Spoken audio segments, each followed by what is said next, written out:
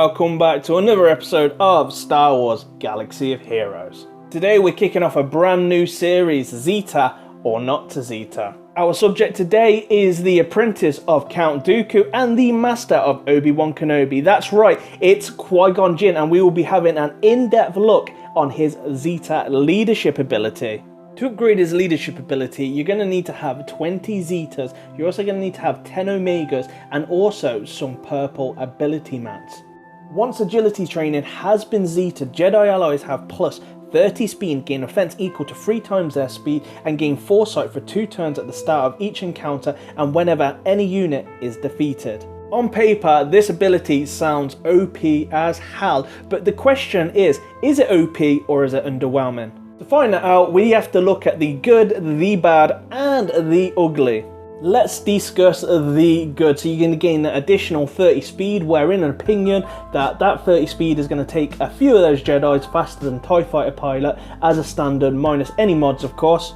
Jedi also gain the foresight for 2 turns at the start of each encounter and whenever any unit is defeated. So just to clarify that, any unit including yourself, any allies, or the enemy, you're going to get foresight for 2 turns again. You're also gaining the offense equal to 3 times the speed of the Jedi. So for example, if you had the Jedi at 200 speed, you're going to get then triple that, so it's going to be an extra 600 offense stat. This ability makes it ideal for Galactic War, is really where Qui-Gon Jinn's leadership is really going to excel. At the start of each encounter in Galactic War, every single Jedi that you have on your team under Qui-Gon Jinn is going to receive foresight for 2 turns. The addition as well, gaining foresight again when any unit is defeated. This leadership is definitely going to help you get through those hard nodes on the light side that you're currently struggling with. There is currently no Jedi hidden behind a chromium paywall, so you can pick up these Jedi quite easily by farming them from the Cantina nodes or picking them up from shipments.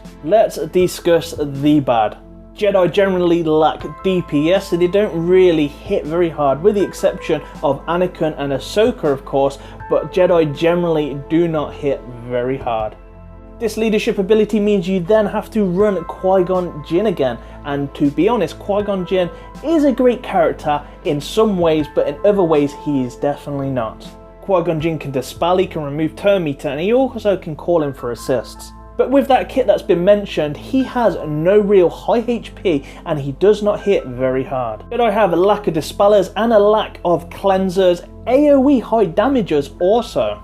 Jedi also do not have any natural taunters, so that is going to put you in a sticky predicament if you are wanting to protect your team. So if there was a scenario where you went against an Empire team and that Empire team was running TIE Fighter Pilot and B2, TIE Fighter Pilot would naturally go first, do his AoE, that's going to completely clear that foresight. Then when B2 does go, he's then going to put that buff immunity. Those Jedi then are not going to be able to cleanse without General Kenobi being in that team, and they're not going to gain that foresight while they've got buff immunity.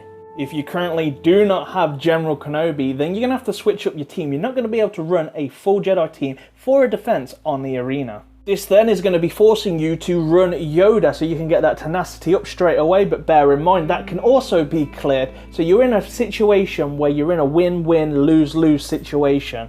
Now let's have a look at the ugly. That means you're going to have to run non-Jedi units like Sunfac, Shore Trooper, Baze as a taunter, or even Han ST. You're then going to be required to run a Dispeller because in all opinion, Mace probably isn't worth running, and I don't feel Qui-Gon Jinn's Dispel is going to do enough for you. You're going to need to run a unit like B2, so already we're down to 3 Jedi that are going to benefit from the Qui-Gon Jinn lead and 2 non-Jedi that will not get any benefit whatsoever. It's not really arena viable that way because you are completely losing a lot of your synergy compared to a Darth Maul Zeta, where you could have 4 Sith and just have 1 non-Sith to really benefit from that. For this team to have a full Jedi team and for it to be viable, you are going to need General Kenobi. It's one thing getting hold of General Kenobi and unlocking him, it's the 450 Combantis you're going to need to then upgrade him is another issue altogether.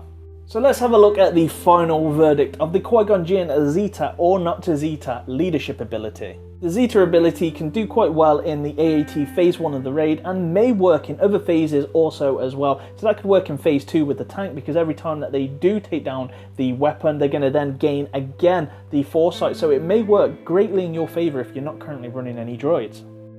But with that being said, for the arena with the lack of DPS, no taunters, and if you currently do not have General Kenobi, then Qui-Gon Jinn Zeta is probably not going to be worth your time and effort for those Zetas that you've just been collecting. If you have General Kenobi, then Qui-Gon Jinn is very good leadership and will help you improve in the arena, but if you have General Kenobi, then you are probably already a top dog in your shard. If you currently do not have General Kenobi, however, then Qui-Gon Jinn probably isn't the best first choice Zeta that you should be going for.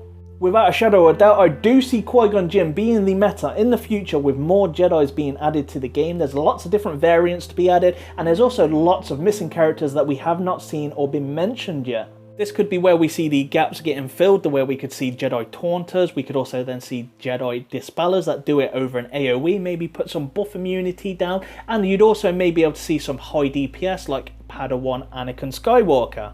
In my opinion and verdict, that Qui-Gon Jinn Zeta, if you do not have General Kenobi, is not worth you getting, and it is something to come back and revisit once you've got General Kenobi or when more Jedi are released in the game. So what are your thoughts on this video? Did you Zeta Qui-Gon Jinn? Are you still going to Zeta Qui-Gon Jinn? Are you happy with that Zeta that you put on him? Is your opinion different to what you've seen in this video? Let me know in the comments below. If you've liked this video, then please make sure that you are giving the thumbs up. That will help me quite a bit, and thank you very much for staying towards the end and finding out the final verdict. What's next on my series? It's going to be a Zeta or not to Zeta on the Sith Lord himself, Darth Vader. If you are interested in seeing that, please make sure that you do subscribe and visit my channel daily. As always, I'm the Smithy D. May the Force be with you always.